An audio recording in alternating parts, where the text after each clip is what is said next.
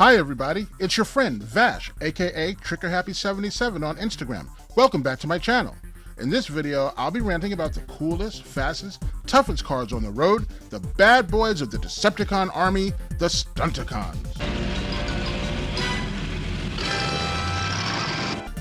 The Stunticons were introduced in the Season 2 episode, The Key to Vector Sigma Part 1. Megatron realized he couldn't get any of his master plans off the ground because, as cars, the Autobots rule the roads. What are you gonna do? They practically rule the road? That's something I'm going to have to change. I can't believe it! Those motorized morons are getting away! So, we can't exactly drive after them? After failing to steal super fuel from an Autobot convoy, if it weren't for those accursed Autobots, that super fuel would be mine now! Megatron sent Rumble to gather him some wheels. And Mueller takes it! You mean Rumble takes it?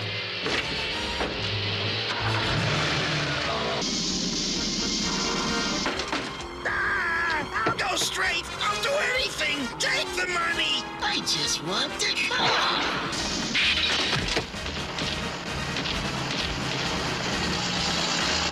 Rumble collected 4 sports cars and a tractor trailer. Good work, Rumble! Megatron converted the cars into machines of total destruction.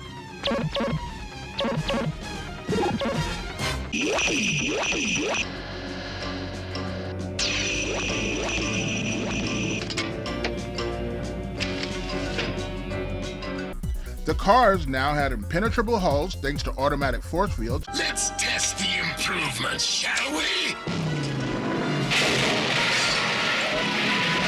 Excellent. The automatic force fields make their hulls impenetrable. And anti-gravitational abilities to drive off cliffs or up mountainsides. Now to test their anti-gravitational abilities.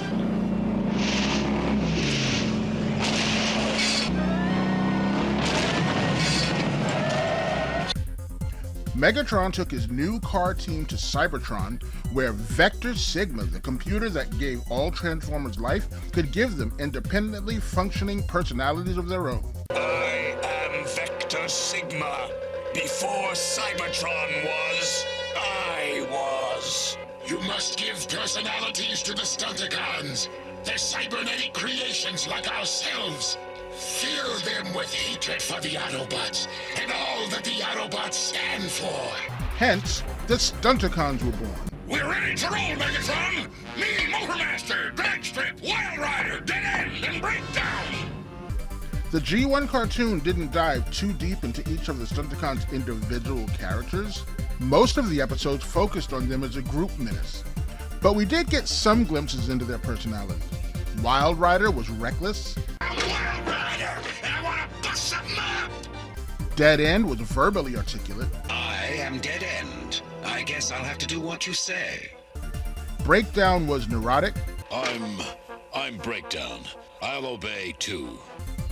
Motormaster was a bully. I am Motormaster! I swear loyalty to you! And Dragstrip was insane. I am Dragstrip. I live to obey. Had the G1 cartoon been able to fully showcase the potential of the characters, I feel the Stunticons could have been a very intimidating force, and the Autobots may have had trouble dealing with them. In the Season 2 episode Trans-Europe Express, you can see how the Stunticons absolutely could have destroyed some of the Autobots.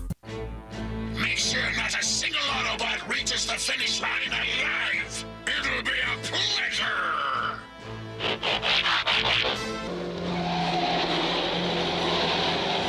I got a funny feeling about this. It's Dead End! These guys are Stunticons!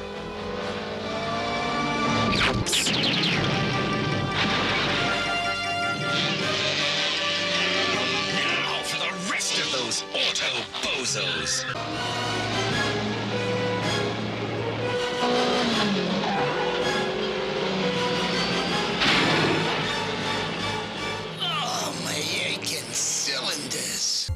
Maybe not on a kid's cartoon, but something more like the Netflix War for Cybertron cartoon could have really made them lethal. The Hasbro Transformers Legacy line released each of the Stunticons in 2022, and in my opinion, I love the figures. Dragstrip, Wild Rider, Dead End, Breakdown, and Motor Master. Each figure looks remarkably close to their G1 cartoon design in both robot and alternate mode. Now, there are a few things I had to get past with the Legacy Stunticon figures. For instance, each of the cars comes with 2 blasters, except Breakdown. He only comes with 1, and it's not blast effect compatible, which to me should be a mainstay of any Transformer figure by this time. Now, Breakdown does have a spoiler, and you know I love any car that has a spoiler, possibly why Breakdown is one of my favorites. His spoiler, when in robot mode, can be used as his second weapon. I guess as a boomerang maybe? That can be fun to use, but as far as weapons, I'd rather have a second blaster. The issue with the spoiler is that when he's in car mode, you have to remove it in order to transform him into a robot, as it's a one-piece spoiler and it keeps his legs from splitting apart during transformation.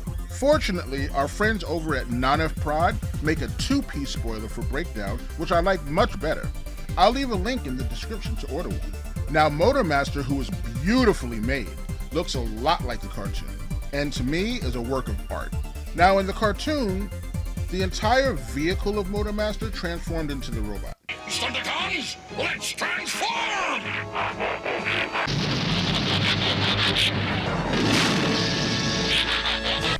But if the toy did that, he'd be like the size of a mountain.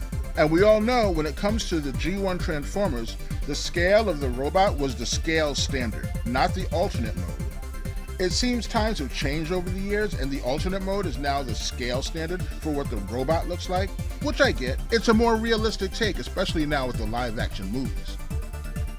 So with Motor Master, just the front of the truck transforms into the robot, and when he's in robot mode, he looks just like he did in the cartoon. The box on his head, I don't know why I love that, but I do. And again, I love when the feet of the robot become the front of the vehicle, which Motor Master's does. Don't know why I like it, it just makes it look cool in the transformation. But Motor Master, as much as I love the figure, doesn't come with a blaster at all. He comes with a sword, which he had in the cartoon, but a blaster would be nice. Dead End is definitely close if not completely cartoon accurate, but his alternate mode doesn't perfectly click into place in a couple of spots like the other Stunticons do.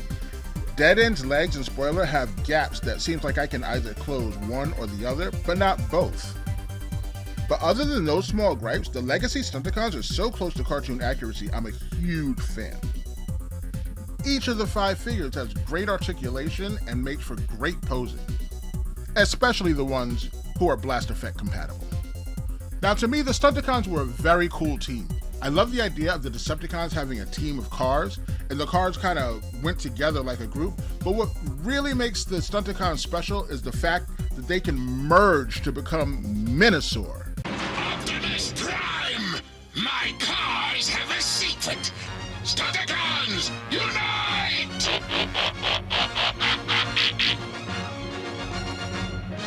Behold!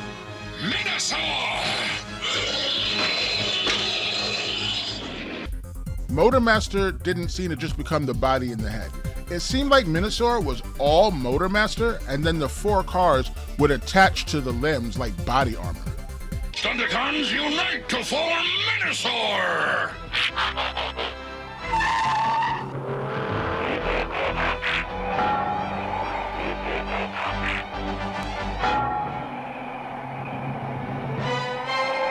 Big trouble.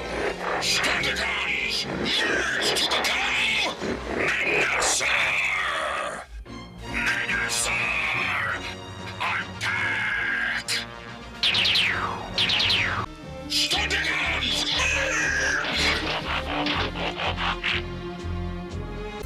Now we all know how inconsistent the Generation 1 cartoon was, so it didn't always look like that, but most of the time you would see them on as a body armor. For the most part, Motor Master's trailer becomes the skeleton of Menasor, and the 4 cars, along with Motor Master, all attach themselves to the skeleton to combine into a complete Menasor.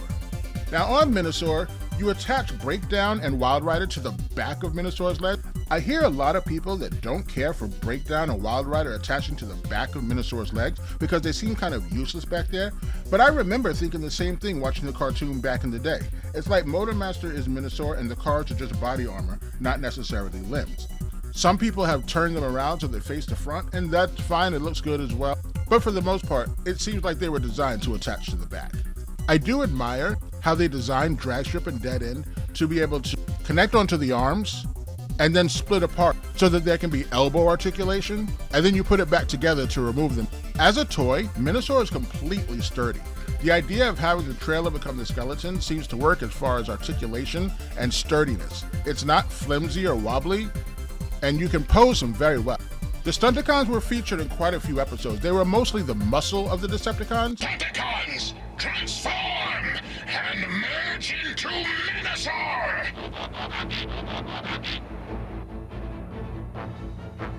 You think I am so easily thwarted?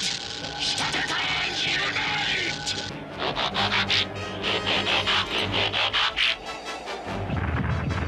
Menasor will get the throne back! Take cover, quickly! But in my opinion, probably the most popular episode to ever feature the Stunticons was the Season 2 episode, Masquerade. The Autobots disguised themselves as the Stunticons using a mixture of paint and holograms.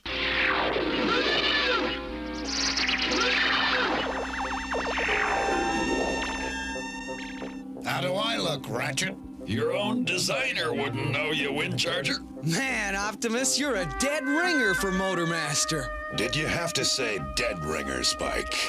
They're ready, Optimus. The new Stunticons. Breakdown, alias Sideswipe. Dead End, alias Jazz. Wild Rider, alias Windcharger. And Drag Strip. Drag Strip, a.k.a. Mirage. To trick Megatron into revealing his master plan. Say, boss, what's that weapon gonna do anyway? What? You've forgotten already? Memory banks must have got jumbled. Too many head-on collisions. They were even able to merge into Menasor using Windcharger's magnetic field and Mirage's illusion ability. There's one absolute test, Stunticons. Merge and become Menasor. You heard him, guys? Well, we're waiting. Stunticons, merge! Impossible! 2 Menasors. We're okay as long as my magnetic field holds. And I can keep this phony face. Overall, I enjoy the Stunticons in all 3 modes. Their car mode, their robot mode, and as Menasor. To me, this is a great combiner team, and I'm glad I have all 5. And that's my rant on the Transformers Legacy Stunticons. If you enjoyed me going on and on about evil robot cars, hit the like button to hype me up to make more videos like this one. And if you want to see said videos once they're uploaded, hit the subscribe button so you don't miss them. And if you love or love to hate the Stunticons, tell us why by leaving a comment down below. Thanks for listening to me rant about the Transformers Legacy Stunticons. We'll be back.